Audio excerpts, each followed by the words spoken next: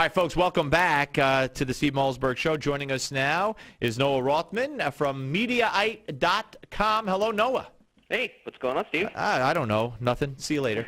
No, we have a lot to get to here, and I want to start with this revelation by Piers Morgan. I guess yesterday this broke, and he made it sound like he's quitting.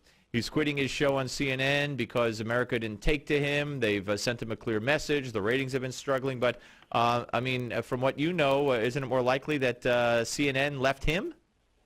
Yeah, it is much more likely. And we've been reporting on that since about October, that the ratings have been lackluster. There have been good spikes, moments where he would win the demographic over some of his CNN colleagues, but very rarely did he outperform other networks. And that's been the case for some time, at least since January of 2013, which is about the time when his gun control crusade was really quite relevant, because it was after a series of massacres and a real big legislative push by Democrats in Congress and the president to get some new gun control legislation passed.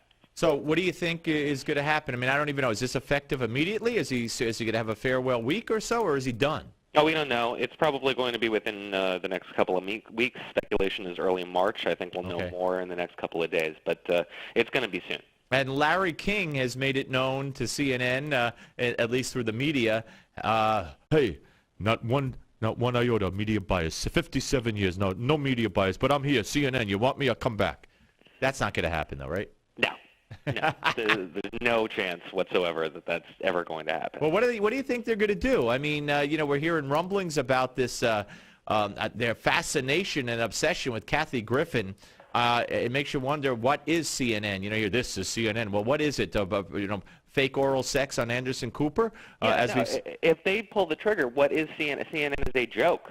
That's absolutely embarrassing and an insult to an audience of cable news watchers. They might as well just pack it in and become an entertainment network. Well, Larry King suggested they run cartoons. And they might as well. Jeff Zucker has very little coherent vision for what this product is going to be. It's been very much a mishmash. There is really no drive towards one view of what this network is. Is it a serious news network? They make hires like Jake Tapper and John Berman, and they have some really strong reporters who are legacy reporters like John King and Dana Bash, and they do great work, really stellar work. And then they make moves like intimating that Kathy Griffin is going to be joining the network, again, with Piers Morgan and their just general programming philosophy is very not well defined, and frankly, it's been showing in the ratings that they have a real problem addressing who they are, what their brand is, and attracting viewers to that brand. Yeah, absolutely. All right, let's move on to MSNBC. On Bill Maher's show on Friday night, he had Rachel Maddow on, and he kind of, they were talking about the coverage of the Christie Bridgegate scandal, quote unquote, and here's what he had to say. Benghazi is nothing. There is no scandal there. This is an actual scandal. It's just that it's not Watergate. He's not the president. He's not even a guy who ever himself said he was going to be running for president. He's a New Jersey governor who did something bad. He closed lanes on a bridge. Bad. But is it really that bad? It's not that it's that bad. And if it was a Democratic governor not close to New York City, the media capital, would we be covering it? All right, and he went on to say that they have an obsession with getting Christie and covering this. And I mean, I despise Bill Maher usually. Once in a while on the radical Islam issue, he surprises me and forces me to back him up. And on this one, give him credit too. Yeah, I mean, he's kind of half right. He's generally not right. No, generally not. No. Benghazi is also a scandal, and there's a variety of things that we still don't know about that, and more information comes out. Oh, absolutely. I don't agree with that part of it, yeah. And the Chris Christie issue is a scandal insofar as that his staffers have been shown to be doing some really inappropriate things, but there's positively nothing that links the governor to any impropriety there. There might be, but there isn't yet. And the network has MSNBC has spent a lot of their time speculating, which is not the job of a news network. They've done some real wild speculation about what could have, and you hear a whole lot of the word if. and if is not appropriate in a news broadcast. On that broadcast, on Bill Maher's show, was National Review writer Charles Cook, who I adore.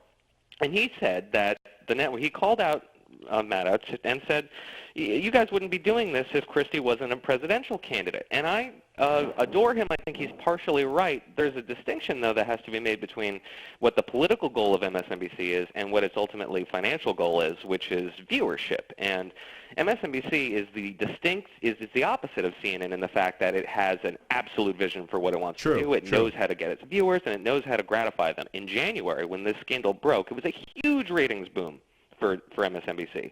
They've probably been trying to keep that going, in my estimation. It hasn't been really working out very well for them because there's very little in the way of news to report. Right, nothing's new there, yeah. But that scandal was a really big ratings boom for them, and their audience eats it up. Oh, yeah, no, I agree. Everybody was talking. I think at that point everybody was talking about it, at least should have been. I know we were, and but I think they have carried it on and on. And as you indicate, it's probably not giving them the bump they certainly want anymore, unless there's another revelation. But let me ask you about this Ted Nugent thing with calling the president that horrific name, which I think everybody would agree is horrific, a mongrel. But CNN has really been going with this. I haven't been watching the other networks' coverage of it that much. And Wolf Blitzer and Erin Burnett. Tonight, Nugent is supposed to be on with Erin Burnett. Now, I dug this up. This is Erin Burnett in 2007 calling then-President George W. Bush, when she was at CNBC, a name. And here it is. Well, Nicolas Sarkozy is in China, which, of course, is also trying to become a financial capital of the world. And in honor of his visit, the Chinese have announced $30 billion of deals. There he is. I mean, who could not have a man crush on that man? I'm not talking about the monkey either. I'm talking about the other one. Yeah, exactly. What? A monkey? Who's a monkey? What's she talking about? Wait. Monkey in the middle. All right. I don't know. What's she talking about, Willie? I think she's still jet lagged. That's my president. I don't know who she's talking about. I know she's not talking about Why are you talking about Angela Merkel like that? I don't understand. All right, so she called George W. Bush a monkey. Now, to feign the outrage over the mongrel comment against Obama, when you called Bush, as president, a monkey, I know there's racial factors involved, but I don't see how she could be leading the charge, and I just hope that Ted Nugent knows this and brings it up to her tonight, because I think she'd sit there and pull a honeymooner's Jackie Gleason, hamina, hamina, hamina, hamina. Yeah, that would be interesting. That's a really good clip to have dug up, and it really does highlight the absolute hypocrisy on the part of this entire network. It has been the entire network that has devoted hours at this point to discussing this Ted Nugent situation and has been on a crusade to get him to apologize. That's not a news decision. This is a decision by an entertainment network driving an entertainment angle and creating a feud between themselves and an entertainment personality. This is, again, not behavior of a news network. This is the behavior of an entertainment network, and it's completely reflective of the values that Jeff Zucker brought to this network when he came over from the Today Show. Well, he wants to turn it into an entertainment venue. Let me give you another one. I always thought Don Lemon was a solid, at whatever he did. And lately, not just starting with a couple of Saturdays ago when the verdict came down and they couldn't reach a verdict on murder one or manslaughter in the Loud Music case where he said, I'm peed off, P-I-S-S-E-D off, blah, blah, blah, get the kids out of the room, and acted as if he was in the jury, knew the evidence, and said, come on, you mind your own business. How could you not convict this guy? Which was outrageous to me. But then they had Emily Miller, and we just had Emily Miller on earlier, reacting. And she said she hadn't heard. She was on with them Friday. Kelly Goff, Don Lemon, and Emily Miller. And he repeatedly laughed at her. I want you to listen to cut 38. The fact that Trayvon Martin case had nothing to do with race, and yet it's become a race. That is disingenuous because you're saying that white people were guilty. Oh my God, it does not make sense. You're saying that he was elected because of white guilt, and then you're saying it has nothing to do with race. It does not make sense. And I got to go only for time. All right, now they were talking about Michelle Bachmann, saying that they're not ready. The country's not ready for a female president. It went to guilt over Obama, but for a black man, people voted out of guilt. But several times he laughed at her, just as he did there. And when she heard it back today, she said, I hadn't heard it back since I did it. She said, now I'm peed off, and she said the word. So, I mean, it's crazy. Well, and we have that full segment up on Mediate, and everybody should go watch it because, as you suggested, the entire segment was dominated by Lemon going after and laughing at Emily for making all those statements. And frankly, I can understand where Lemon's coming from. To suggest a lot of people believe this, that all of a variety of President Obama's voters in both 2012 and 2008, his white voters were voting out of a conceptual devotion towards white guilt for the condition of African Americans over the course of history. That's something that African Americans would be offended by and would laugh at because they don't necessarily believe that. And frankly, Lemon is entirely justified for doing that.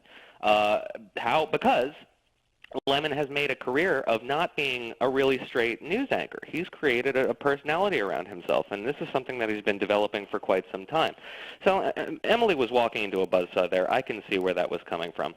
And honestly, Don Lemon has a career at CNN. A lot of people believe he's going to have a primetime slot because he's really indicative of how this network has evolved into something in the order of MSNBC Light. Well, I'll tell you this, and I said this, I happened to be on the air filling in at WMAL when Lemon went into his rant, and I'll just say this, that if I'm ever on a jury, or if you're ever on a jury, and I say that to America, you don't want Don Lemon on your jury, and especially, in my opinion, if you're white. I just feel that way, and I think it's I think based on his comments and his mocking of guests and what he said about that loud music case, you don't want him anywhere near your jury, especially if you're on trial and you're white. That's all I got to say. Hey, Noah, it has been a pleasure, and I thank you very much. Always good to talk to you, sir. Thank you, Steve. You too. Have a good one. Take care. Noah Rothman, ladies and gentlemen, Mediate.com here on the Steve Malzberg Show.